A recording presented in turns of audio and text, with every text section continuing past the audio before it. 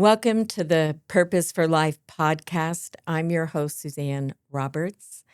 I'm the author of the book It's Deeper Than That and the founder of The Great Reconnection.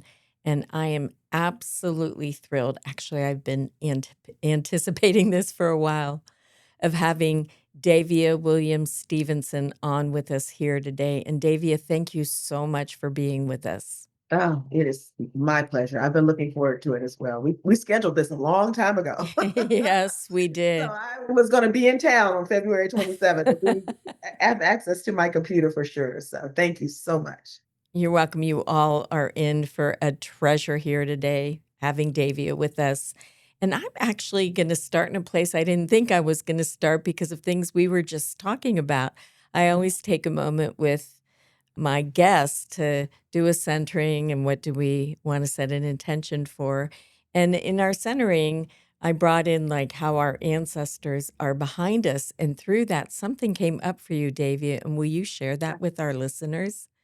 Yes, it was a moment. I said I might need a moment to gather myself, but just looking at my image in the computer on the screen, I saw my mom. My mom has been gone for 34 years. It'll be 34 Wow. years in about a month. And so much of my adult life, all my momming and wifing and any career moves I've made, she's not been on earth present with me, I'll say, as a guide. And I've missed her very much. And I've always heard how I look just like my dad. But as I age and as I embody myself, I am very much like my mother. And that was a role in our family and all that I didn't want. I didn't want it. She was big and she was important and she was cool and wise and all of these things that people say that I am and I'm learning to begin to embrace. And I saw her. I'm looking at my image and I look like my mother to me in this moment. And it caught me off guard. So I don't know what that means in the spiritual realm, but I certainly am going to receive that as mom is present, mom is proud, and anything that comes out of my mouth that is wise or useful, I will believe that she's a part of it. Thank you so much. It's so touching for me to hear that. And you're saying a couple things I would love to explore with you because you were saying that your mom was big and that you feel like you're growing into your bigness. So I would love for you to talk about what's inspirational about her being big and what you're finding inspirational inside of you to become big. And what are some of the barriers both inside of you and outside of you that have limited your bigness? Wow, Suzanne, of course your question, the first question out the gate would be so layered It is. and so intuitive. So let's talk about my mother's bigness. It's funny to think of Thelma and say big. She was actually a petite woman, little tiny waist, spoken Virginia slims, which is probably partly what took her life. You know, that generation, we didn't know about the connection between heart disease and cigarettes. Her bigness, when I look back as an adult on the years I had my mother, and I was my early 20s when she left. So, like I said, much of my adulthood was without her, but she was just, people were drawn to her. My friends, long after my friends, we grew up and moved to different states and started our lives and would talk to my mom, would call my mother or go visit my mom. She very much stayed a presence. Our kitchen table, I think about our kitchen table in Oklahoma City. We had a round table and they called it Thelma's Round Table. Wow. And how you would come and sit around Thelma's round table and you would get told. Okay, you would learn about life, you could get inspired, but listen, if you weren't ready to hear about your stuff, you didn't want to sit around Thelma's round table. But she loved you. So you were drawn to it, even if you had to experience some tough truth about yourself. I was having a conversation with someone not too long ago I said that I am exactly who my mother said I was. And I fought every bit of it, every bit of it. But I'm Interesting. exactly who she said. I just small things like one of my gifts is hospitality. Everyone knows I can be ready. Call me, give me 15 minutes, and I'm ready for you. It looks like a party is prepared for you. I'm ready because I think it's because I love to welcome people into my space. Doesn't have to be perfect. I don't care if there's laundry in the chair you want to sit in, move it or fold it, but come on in and sit down. And I Nice. never wanted to host anything. She used to make me host parties as a teenager. Because she says, David, you're going to need to know how to have a party. And I thought that was ridiculous. I thought that was elitist. Who needs to do that? But I tell you, I'm the one that people call on. I'm always ready to have people into my home. I love it. It's where I love you. It's where I hope you feel seen. Now I understand why people came to Thelma's Round Table. You felt seen. We were talking about one of your other podcasts and something that the guest said, Kate Wilson, talked about wanting to be seen and not viewed. And I think that nugget, she defined it a little differently than I heard it in my spirit. I think we view people all day long. That's why we're able to see them and judge rather than be curious. Mhm. When we want to see someone, we see them, we approach it with curiosity. I think that's what people experienced with my mother. I think part of that energy is what I understand that many experience with me. I'm curious about you, about your life, about your dreams. I'm willing to just be present. I don't have a lot of judgment. I don't have a lot of embarrassment. I figure I'm stupid sometimes. We all are. And so if I can be stupid sometimes, so can you, right? So let's dispense with that being a barrier, right? It sounds like your mom was like a queen holding court, and you have your own way of holding court. Mm, that's a good word picture. She was. And She you was. too. You have your own way of holding Right. court in terms of being present with people, whether Yeah. they're part of a healing journey or whether they're working on their relationship or whatever it is. It's from my listening to you that you are like a transformational agent for healing and hope and change. Would you Yeah. agree with me? That is my heart's desire, and I'm Right. beginning to embrace that. Yes. So Yeah. that's perhaps a way you as queen hold your court Mm. with presence, with welcoming, with fortitude, with faith, and with unapologetic living. What do you think about what I'm saying? I love what you're saying. It's what I want to be. I believe it is who I am.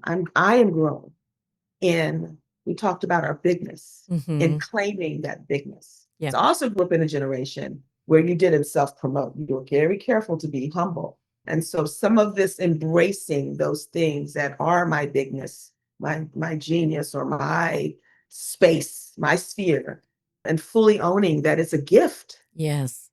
They're gifts. And so you want to fully expose a gift. If Mhm. I forget that it's a gift and I think I just own it, that's where arrogance, this fear of embodiment rests. And so the more that I look at my life's journey, and part of my journey, I'm a two-time cancer survivor, and that first cancer should have taken me out. My Wow. first cancer, I was diagnosed at 17 years old, bone cancer, osteosarcoma. Wow. And I didn't know that. it's its own huge story. Yes, I had osteosarcoma at 17. Incredible story. It would take up your whole time if I told you all the details, but that was probably my first real encounter with purpose. Mm. The assumption was I was going to die, but still, it's a very deadly cancer because it strikes young people and there are no symptoms other than pain, and young people ignore pain. It's usually found during a bone break.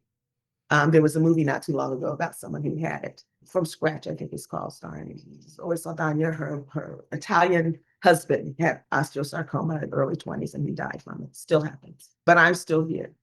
Then 20 some odd years later, I got breast cancer, completely different cancers. So there's a whole lot of reason for me. I live in gratitude. I feel like every year is a bonus. I didn't expect to be here. I'm a grandmother. I didn't know the dream for that. I didn't think Mm. I'd be here. So every day is bonus. Every day is bonus. So why not approach it as adventure? And so my husband and I, we use that phrase a lot. Even if it's a new restaurant, let's go be an adventure. Everything's an adventure, you know. Hmm. It just lowers the temp in gratitude, I guess. I can't find the word I'm looking for. I'll just say it raises the expansion, the opportunity for gratitude and wonder and curiosity. It's so fascinating listening to you because I had an experience. Let me just say, go. I Yeah, just got back go. in town and we were in Palm Springs, the desert. And I never really was drawn to the desert. I thought of the desert as being beige. This time, um, I really saw the beauty of the desert. Mm. Textures, right? Palm Springs is irrigated. So there's all this, we were on a golf course, all of this vibrant green in the desert, next to desert plants, next to palm trees, next to the lower mountain range, next to snow-capped mountains, all in one view. I'm like, my goodness, the texture in this one spot. And I want to see people that way. I want to see myself that way. Layers and textures and beauty, seasons, all that stuff. So, what will it take for you to catch up to yourself? Because it exudes out of you. Mm. I think surrender. Yeah, that's the word that comes to mind. Actually, that was my word for the year. A lot of people look for a word for the Yeah. year. And I don't always, it's a word or phrase, what have you, but surrender. I had to surrender and intention were my words for this year. And so I want to see how they manifest. What are the barriers in your mind or the barriers systemically that Mhm. prevent you from seeing the magnitude of gifts and how you're made? It's not like you're conceited about it, but we're made certain ways. We can't help it. So, what's in your mind and what are systems that might prevent you? Because I don't think you're the only one that prevents themselves from the power of who they are. I think one of the lies I've told myself, I've shared this with you, one of the reasons why I love watching what you're doing is that, what are you doing? Starting all these new things at your big age, right? I'm in my 60s now. But the truth is, well, what better time Right. to do what I'm doing? What I have I have wisdom, I have life experience, I have resources, I have more control over how I spend my time. I've raised my children, they're grown. What better time to do what I'm doing, to learn something new, to share my life and what God has allowed me to learn and to give. But that lie still wants to repeat itself. And so I Mhm. have to battle that lie at times. Oh gosh, systemic. I think there is a systemic, or one of the populations, and many people are experiencing it, but one of the populations that I think is being sought to be depressed and oppressed are Black women, women in general. Yes. I would say Black women in particular. Yes. I think that's a battle. And I think what I battle in that space is a righteous anger that I want to channel into righteous movement as opposed to getting stuck in anger because I am a fighter, and that is um, there's there's a space for anger that is not Yes. always expressed healthfully. So I would like to navigate and carry along folks with me. Let's navigate this well. There's no movement to suppress your voice unless your voice is important. That's very Right? well said. That's a total waste of energy and resources to suppress a voice that's unimportant. So we have something to say. There's something we women of color have to say. There's some power that we possess that is threatening to systemic to the system. So we got to rise, not by the line. It is threatening to the system and liberating for all of us, which is Mhm. very and there's a difference between fighting for and fighting against. And Mhm. I always say if I could have Mhm. Black women lead the world, that would be the way I'd want to go. Maybe not Mhm. every single Black woman, but but Sure. the ones that Yes. are in touch with their knowing and their power and their vision and their truth. That's who ought to be leading us. And it is very threatening. It's threatening for white women, it's threatening for white men. I think it's sometimes threatening for Black men too. I think it's just threatening because there's a power in Black women that is amazing. It is beautiful to hear that from a white woman, to be seen, right? Mhm. And not viewed, and to lend your voice to empowering. You said my introduction to you is through a couple of younger than me, but Black women that you have worked with and that they can't say enough. I know a lot of your clientele are Black women. That's right. We are drawn to your authenticity Mhm. and through your how you value us as individuals. I don't know how rare you are. You seem to be very rare. You're certainly rare in my experience. This acceptance and love that includes history Mhm. and struggle and potential and just all of the things that we often haven't had the freedom to embody even for ourselves. And so I love that part of the movement. I think struggle is part of growth. We have to push against something a lot of times Right. to move forward. And I think this is all part of it. All part of it. I have not lost hope in this season. I Good. think when you think about like weeds, right? I live in the suburbs, and all summer long we're popping the heads off weeds and dumping chemicals on them, trying to get our lawns to look beautiful, right? And by July, our lawns are nice and smooth and the grass is green, and we think we've killed the weeds, but no, we have not. We've Right. just limited their access to energy from the top. Root system's getting deep because guess what's going to happen in the next month or so? Put up all over our yards, and here we go again because we did not kill the where the source of energy really is. It goes underneath.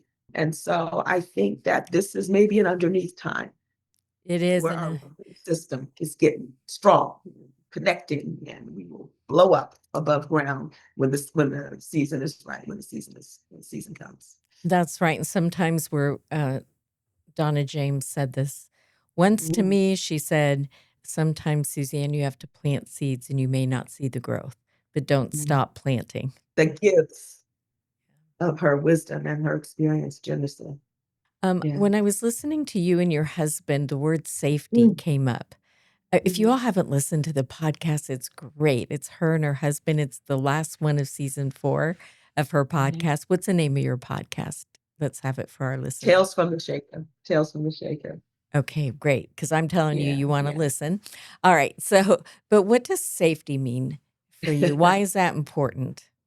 It was funny because we had a little tit for tat about safety in the conversation because it's not a word that he uses, but I think it's something that certainly we have with each other, and it's this freedom to be who you are in the moment, strong, weak, right, wrong, and you're you're not only protected, but my image of you, my feelings toward you are not affected negatively by this moment, even if this is a tough moment. So I know that's a word that I use a lot in therapy. Certainly, it's pretty common in the vernacular now. A lot of women in our conversations we use it. He thought that was kind of a funny word, or he used something else. I can't remember exactly. When I listen to that podcast with he and that's what I see. I see our safety. I knew he was going to take charge and rid me. I should have been prepared with my stories to get back at him. But it was fun and it was us without denying we've had some tough spaces. Mhm. And I think it's part of the story. I would rather not have them when I'm having them, right? Who wants that? But my goodness, if you look on your experiences as part of the journey, then you take the value from them and you can learn from them. And you can be curious about them. That whole curiosity versus judgment thing is huge to me. I Absolutely. hope that's what I gathered when I have to listen back to the conversation because you're in the moment. I don't know what we said until I listened to the till I got the audio and listened to the conversation. So How do you find safety? And how do you find that inside of inside of you? myself. Yeah. For me, I've had to learn stillness. Stillness in certainly literally physically sitting myself still as part of it. I will be scattered all over the place. But to be able to still my mind, I love that we began in preparation for the podcast. This episode, we breathe for a moment. We were mindful of our bodies and space, um, and we set an intention for the conversation. And those practices are how I find myself. Where I get still. I do journal. I've taken a lot of rules off journaling. It could be a word, it could be an observation. It doesn't Mhm. have to be. Journaling scares a lot of people. You've got to write dear diary or dear God and a whole thing about your day and all of your thoughts. I start with trying to write 2 or 3 things that I'm grateful for, and I don't judge them. Some days it might just be grateful for a good cup of coffee. That might be all I can muster, but I'll take it. I'll take it. It's training my mind, training my spirit to look for those things, to stay in a space of reception, of surrender. And so that's how I'm inside of myself. And I think I'm learning to be open to more voices, Mm. not afraid of hearing something that is contrary to what I accustomed to or what I think is useful. Mm. Eat the fish and spit out the bones, but you don't Mm. get all the fish if you don't eat fish. I can spit out the bones. I can trust my mind, my experience, my intuition, my spirit to filter out what I don't need, but I might miss a nugget because it comes from a source I don't recognize or don't off immediately respect. I can spit out the bone. It comes back to listening to you spitting out the bones, back to curiosity instead of judgment. And Mm-hmm. that's lingering. And what's lingering for me today is I feel so strongly you are so meant to be here. I feel so strongly you are divinely on purpose, and there is more to come from you. I just feel it. I don't know what that is, but I want you to lay down everything you have inside of you and leave nothing behind, because I think there is so much inside of you listening to you. I received that. And I am seeking to surrender my fears, my own self-judgment, Yeah. trying to apply to myself what I can freely give to others, Yeah. beginning to look at barriers. Trauma is a big word in the vernacular right now. I get, I don't know what the word I'm looking for, but when clinical words are used in mass speak, it concerns me that definitions get distorted. But my own traumas and embracing all of that. Yeah, thank you. Thank you. I Yeah. do believe that we live our lives, certainly not just for ourselves, but for others, for the collective. And Yes. And I I believe want to do that, my part. yeah, we're made a certain way. We're unique. I just, like I said, I always talk Mhm. about white supremacy is a false lie about individuals in a hierarchy that isn't Mhm. true, right? It's not true. And and we're Not true. uniquely made. And in our unique expression, we are, that is a unique way we're made to serve in a particular way. Um, it was a Baptist church here in Akron. We're doing a 4-part series with an interfaith group of 5 churches in a temple. And it was about food insecurity. And the preacher that night, it was like nothing I've ever heard before. It was about Joseph. And in a famine, Joseph still gave grains that he had access to. And he kept saying, we have all been prepared to provide. Think about that for a second. Everything that you have been through, you have been prepared to provide. In the unique way that you're made to provide through your life experience, through, the hardships, the beauty, the bounty. And you have a living example of a queen, a truth teller in Thelma, that I believe is gonna live on inside of you in some way. I don't know, she's here today, and I don't know. Sure feels like it. it feels like it. We started with her, I feel like we're ending with her. Yeah. We do have to begin to wind down for today. A couple things. First, can you please let our listeners know, because you're an author, you're a speaker, you have a podcast, you're a therapist, you're a wife, mother, grandmother, many things. But how can people get a hold of you? I would say two reservoirs. Let's go. My website is daviastevenson.com, and you can connect to the podcast, and you can buy my book. On the book, A Month of Sundays, Elevating Self-Care to Soul Care is the name of my book. You can purchase that through links on my website or my Instagram at Davia Williams Stevenson. The link tree will connect you to all things. And I think my Instagram feed gives you a good feel for who I am. There's Mhm. clips from the podcast. There's little bits, tidbits that I share about things I'm learning and sharing, or pieces of my life, so you can see I'm a real person. Awesome. Those are the two. And when I ask you this question, just whatever comes first, what do you think the purpose for life is? Love God and love each other. I think that's the purpose, and how that works out through your individual life and your experiences. If through those things you embody love, you give love, you receive love, you're executing the purpose. Thank you. I was just going to say, what would you like to leave our listeners with? But I just think you laid a blessing on us. So I thank you for that. Thank you all for listening here today. So glad to have you here. This is the Purpose for Life podcast. And I'm the author of It's Deeper Than That and the founder of The Great Reconnection. Subscribe, and we look forward to having you back with us again. Thank you.